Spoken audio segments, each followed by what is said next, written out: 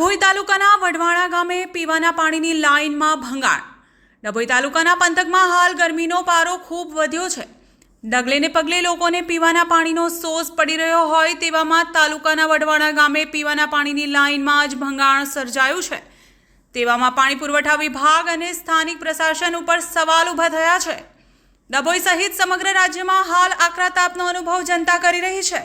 માનવ જીવન માટે જીવાદોરી સમાન પાણીની જરૂરિયાત સામે રાજ્ય સરકાર એક તરફ પાણી બચાવના સૂત્રો અને જાગૃતિ લાવવા પ્રયાસ કરી રહી હોય તેવામાં જ ડભોઈ તાલુકાના વઢવાણા નજીક પીવાના પાણીની લાઇનમાં ભંગાણ સર્જાયેલું નજરે પડ્યું હતું।